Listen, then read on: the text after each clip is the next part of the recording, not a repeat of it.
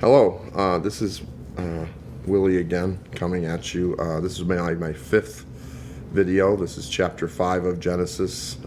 If you notice anything different, I have a friend of mine who's actually recording me. His name is Lucas Doyle. He's waving, but he's behind the camera, so you can't see him. But if you're looking for any help with things, he can do this stuff. This is way fancier than you'll ever see me do on my own, probably, but we'll see.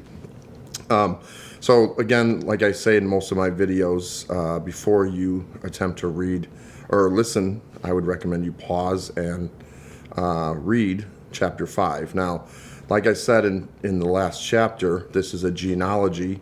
It's our descendants chart, sometimes they will call it. So it's basically a list of 10 people from Adam to Noah, and most people, including myself, years ago, would just skip this chapter thinking that it's just a list of names. But I will tell you the truth that every genealogy in the Bible actually has a purpose, and we're going to attempt to discover what that purpose is today. So again, if you haven't done it, I would say pause and then read the chapter and then start up again. But I'm assuming you've paused and now read it. So let's begin. So this is chapter 5, verses 1 through, I'll just read it the way I do this, and I'll stop at different places. This is the book of the generations of Adam, which when God created man, he made him in the likeness of God. Male and female he created them, and he blessed them and named them man when they were created. When Adam had lived 130 years, he fathered a son in his own likeness, after his image. His name is Seth. Before I continue reading, I just want to start by showing you there's 10 people. Actually, you know what? Let me just read this whole thing. Let me do things a little differently this time. Let me just read the whole thing, and then I'll go through it. I think that would make a lot more sense. So verse 3, it says, when Adam had lived 130 years, he fathered a son in his own likeness, after his image, and he named him Seth. The days of Adam after he fathered Seth was 80 years, and he had other sons and daughters. Thus all the days that man had lived were 930, or Adam had lived, were 930 years, and he died. When Seth had lived 105 years, he fathered Enosh. Seth lived after he had fathered Enosh 807 years, and had other sons and daughters. Thus all the days that Seth had lived were 912 years, then he died. When Enosh had lived 90 years, he fathered Kenan. Enosh lived after he had fathered Kenan 815 years, and had other sons and daughters. Thus all the days that Enosh were 905 years, then he died. When Kenan had lived 70 years, he fathered Mahalalel. Kenan lived after he had fathered Mahalalel 840 years, and had other sons and daughters. Thus all the days of Kenan were 910 years, and he died. Then Mahalalel had lived 65 years. He had fathered Jared. Mahalalel lived after he had fathered Jared 830 years, and had other sons and daughters. Thus the days of Mahalalel were 895 years, then he died. You can see a pattern here. It's basically the same pattern, and it's a lot of a repetition, and we'll get into the meaning of it. So please bear with this as we're going through, because some of you may want to stop reading this already and be like, this is dumb, I'm going to wait till chapter 6. Don't do that. There is a really good, important thing, and I think you should stick around and listen. I would recommend. When Jared had verse 10, when Jared had lived 162 years, sorry, that's verse 18, my bad. Sorry, verse 18. When Jared had lived 162 years, he fathered Enoch.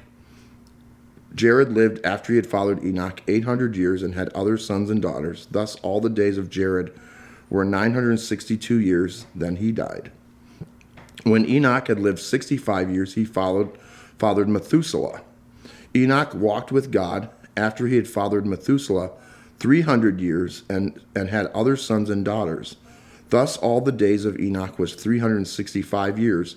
Enoch walked with God, and he was not, for God took him. I'll explain what that means later when we get to that point. When Methuselah had lived 187 years, he fathered Lamech. Methuselah had lived after he fathered Lamech 782 years and had other sons and daughters. Thus the days of Methuselah were 969 years, and he died. When Lamech had lived 182 years, he fathered a son. He called his name Noah, saying, out of the ground that the Lord had cursed, this one shall bring a relief from our work and from the painful toil of our hands. Lamech lived after he fathered Noah 595 years and had other sons and daughters. Thus the days of Lamech were 777 years, and then he died. After Noah was 500 years old, Noah fathered Shem, Ham, and Japheth. So again, this is a genealogy, and it might seem kind of boring, but let's look at this a little bit. And what I'm gonna do is I'm gonna define the 10. Each one of these 10. There's 10 people listed here. Each one of them. One thing you should understand is in the Hebrew, and it's really the case in almost all human names, that when a person has a name, it has a meaning. It's not just a name, but it has a definition. Like my real name is William. I go by Willie for here because a lot of people call me Willie, but my name William actually means protector or a protective one. So that's the definition of William. Every name, for the most part, has a definition, where there are some newer modern names that people have come up with that may not have a definition, but most names have a definition. So we're going to look at the 10 definitions of these guys and see if there's a reason for this, okay?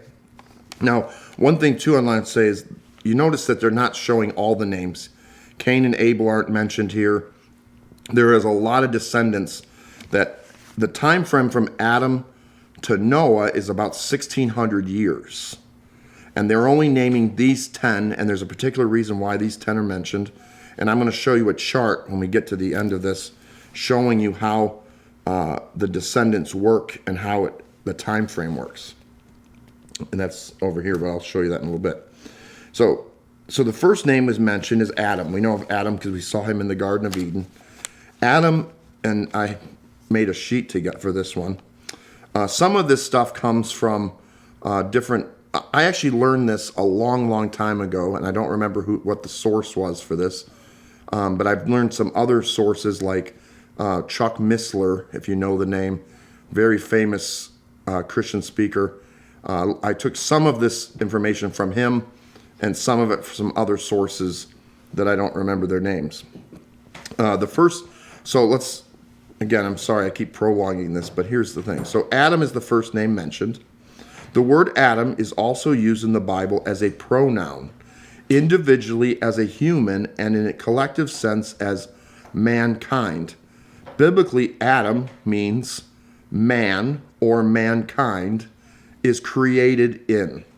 So basically it means that Adam's definition is man, or if you will, mankind. That's the definition, the basic definition of what Adam means. Now Seth, which is the second name mentioned, which would actually be Adam's third recorded son. Now we don't know if it's his first literal son or his first. It's probably, like I said in the last video, his third recorded son. So he probably had other sons and daughters before this. Now, so it says this. Seth was the third recorded son of Adam and Eve, the brother of Cain and Abel. They're only after children mentioned by the name in the Bible. I'm sorry, I said that wrong. They're the only children mentioned in the Bible that Adam and Eve had, but they actually had other ones. It's just the only 3 names mentioned.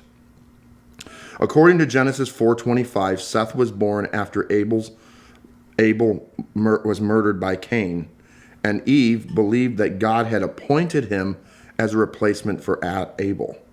So the definition of Seth is actually appointed, or appointed one. So Adam again is man, Seth is appointed. That's the definition. Enosh, which is the third name mentioned, is the son of Seth and the grandson of Adam. Enosh, his name actually means frail or mortal. That's the Hebrew definition of his name. Kenan is the son of Enosh, the son of Seth, the third son of Adam and Eve. Seth is the third son of Adam and Eve, just to repeat that. We don't know what became of him, what became of Kenan, except that he died before the flood of Noah. Enosh, his son, was named Kenan, which actually means sorrow. So Kenan's name actually means sorrow. Okay? Mahalalel, and I'm actually not sure if I'm pronouncing that name right, but that's how I pronounce it, Mahalalel, means blessed or praise to God. That's his definition. Mahalalel's son was named Jared. From the verb, it means shall come down. So Jared's name in the verb sense means shall come down. Okay? And maybe you're not catching on with this, but I'm gonna show you what this all means when we get to the end of this. Okay? Enoch, his name means teacher. In fact, there's a lot of people out there that believe that he may have been the first real teacher that lived on earth. And like I said before, it says in the passage that Enoch was taken by God. So the idea here is that Enoch never died. Enoch was actually ascended into heaven. God just took him. And we're not really sure why, but I have an idea, and I can explain about that later at another time for another video. The next person is Methuselah, who is the oldest person to ever live that we know of. He lived 969 years. Methuselah comes from two root words. Muth, a root word that means death, and from shalach, and I don't know if I'm pronouncing that right, which means to bring or to send forth. So his name actually means in his death shall bring. That's his definition. Lamech, who is the son of Methuselah, and his name actually means to lament or a lamentation or possibly even despairing. Despairing is probably the most accurate definition. Noah, which is the last name listed, his name, he's obviously the son of Lamech. His name means to bring relief or comfort, as Lamech himself explained. So Lamech says that when he names Noah, that he will bring comfort, like we read. So these are the 10 definitions. Now, where do we go from this? Well, before I connect all this together and try and make sense of all this to you so you understand what's going on here, I want to show you this little timeline thing I have. Now, I did not put this together, and I've used it, and I kind of got some junk on it, but this comes from Dr. Kent Hovind. I don't know if you've heard of him. He's a creationist, and you can look him up online. He's got tons of videos about YouTube and things. But he shows a timeline on here. It's basically from Adam, so he lived 930 years. Seth, Enosh, which some Bible translations actually put an H there, some don't.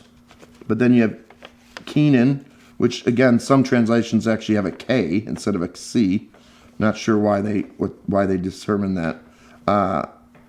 Mahalalel, Jared. So you see how their lives expand.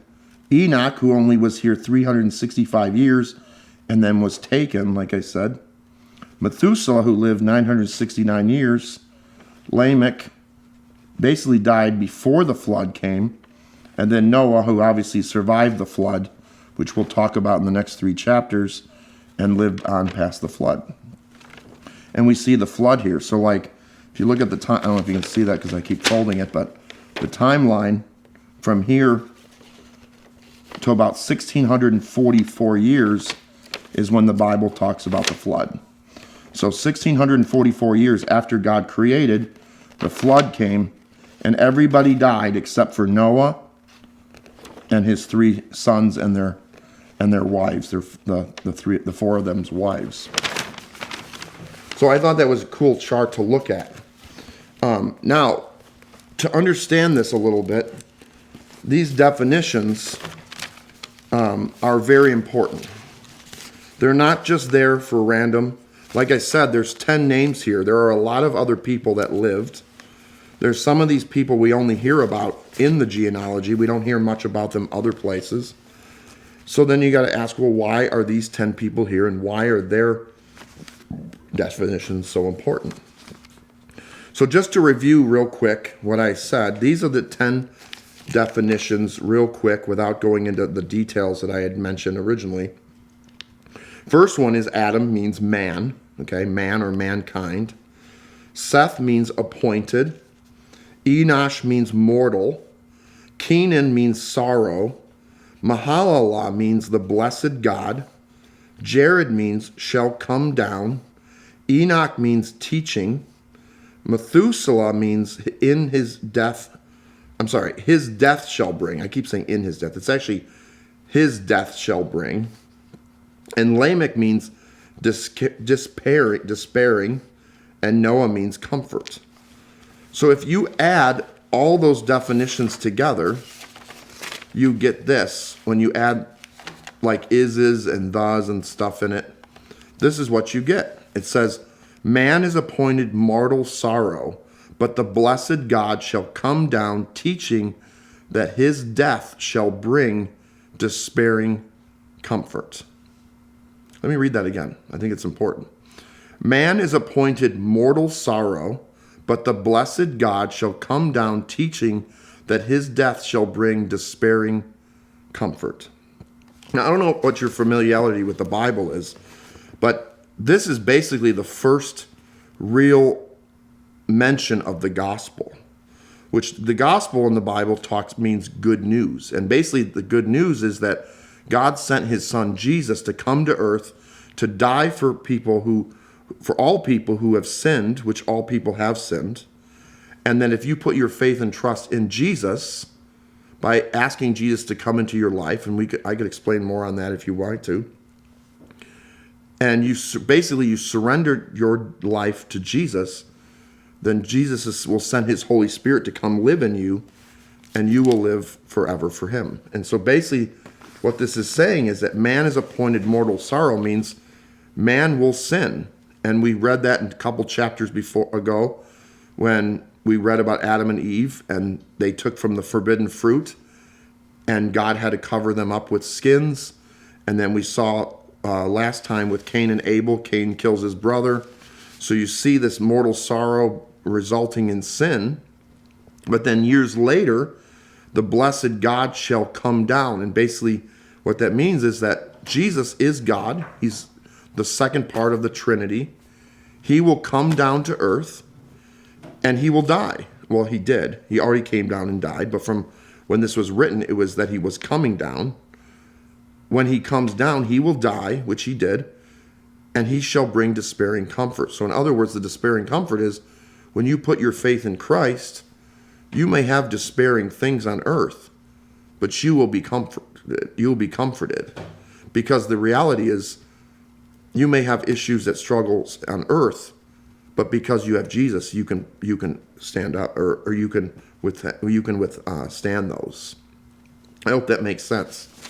So that's what the first genealogy in the Bible means. It's not just a random list of names like some people think. I mean, it does give some history, which the Bible wants you to have history, but it also has a meaning. And as we get to other genealogies in the Bible, like Genesis 10, if we ever get into Matthew, there's a whole bunch in Matthew. In Numbers, there's a ton. We'll try and figure out what all the genealogies mean and why they're there. Okay? So that includes this video. I hope you liked it. Like I said, I want to give a shout out to my friend Lucas who came over here, and he actually offered to do this for me. Really appreciate it. It's really way above my technical abilities. But next time we talk, we're going to talk about Genesis 6, which is a very controversial chapter. I'm really excited to do it. I love talking about it. It is basically when Noah gets the call from God. So I want to thank you for watching, and I hope you have a wonderful day. Bye.